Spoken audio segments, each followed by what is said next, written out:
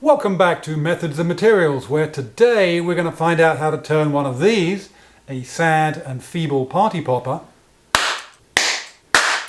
into this.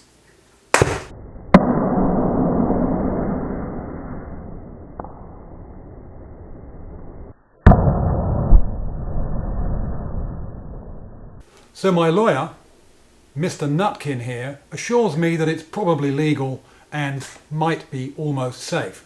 What it definitely is quick, easy and cheap, like subscribing to this channel. So do that, down there. First of all, let's have a look at how a party popper actually works. If we cut a party popper in half, stunk. This isn't This Old Tony, there's no special effects. Anyway, if we cut one of them in half, we can see that it consists of the black powder charge ignited by friction of pulling this string, a inner cardboard disc, the paper streamers, and an outer cardboard disc.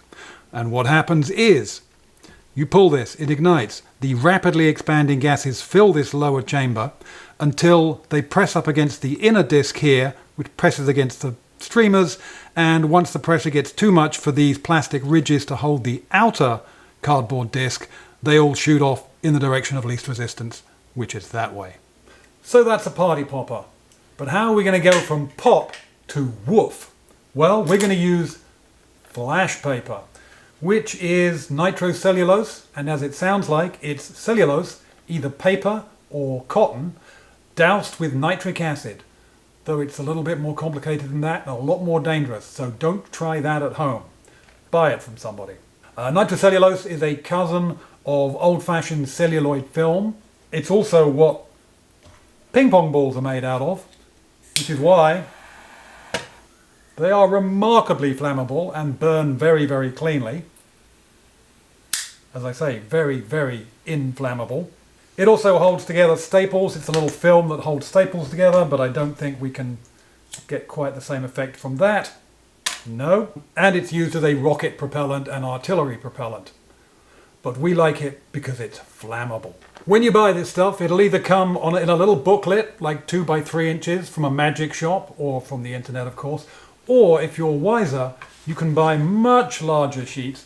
This is, what does it say, 8 by 20 inches, so that's 20 by 50 centimeters, and costs about $1.50, I believe Wish, that well-known purveyor of strange sex toys. They sell it for, I think, $14 all in for 10 sheets this large, which is clearly the way to buy it, because once you've got some of this, everything looks like it needs to be powered by flash paper. It will come in a Ziploc bag that is soaked in water. The idea is so there's less blammo during shipping. So when you get it, take it out, let it dry slowly.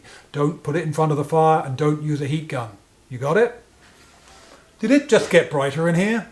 On the advice of my rodent legal team, I've been advised to say you should do this wearing safety equipment with a fire extinguisher nearby and at your own peril. So let's get down to the nuts and bolts. First thing we're going to do is, using a pointy thing, I like to use dental picks because they're just fantastic. So remove the first piece of cardboard, remove the streamers and discard, and remove the second piece of cardboard. There we go. So now the flash paper. Take your square of flash paper, and I'm saying that the minimum size you want is about 4 inches square, up to about 6, maybe 8 inches square is about as much as you can pack into one of these. So the thing about flash paper is, when it's flat, it doesn't burn very well. So let me demonstrate. Let me remove this first. As you can see, it burns quite slowly. However, if we are to make it folded and creased and pleated so that the flame has a much better chance of jumping to the next piece of paper, leave a little fuse out there. Now if we try that, as you can see, a much more effective use of flash paper. So the idea is to scrunch it as many times. This isn't speeded up. I'm just making a lot of creases, and you want there to be some tail on it so that the tail goes in first. This is the tail. We want the sparks from the gunpowder to set fire to the flash paper before it shoots it out. So nice and scrunched up, as many folds as possible, and random folds too. So we're going to put that in there, and then we're going to find that. Here we go. One of these pieces of cardboard is stiffer than the other. Use the stiffer piece of cardboard, fold it slightly and put it back in. There we go. The last thing to do is, piece of safety, is I always remove the wrapper. That way I know which one of these is going to go whoomph and which one will go pop.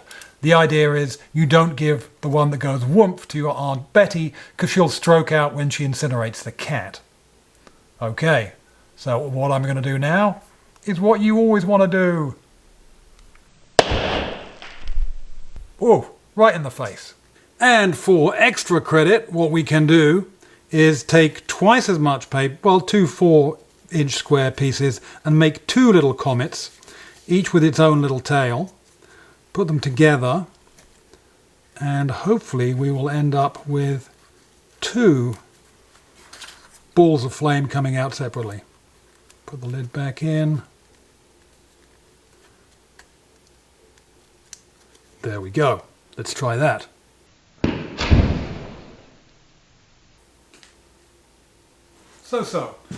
So be careful, don't singe your eyebrows off, and if you'd like to see more of what we're up to, come back to Methods and Materials, subscribe below, see you on the next one. Bye bye.